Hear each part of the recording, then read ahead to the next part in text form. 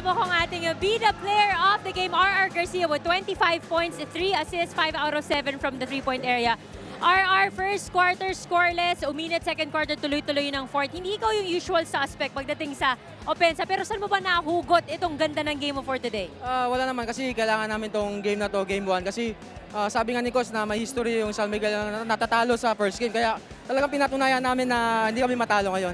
Ngayon naman, going to the semifinals, it's either TNT or Global Port. Kung ikaw ang papipiliin, mas gusto mo bang makatapat yung dati mong teammate in Terence Romeo o yung isa sa pinakamagaling na point guard sa Asia in Jason Castro?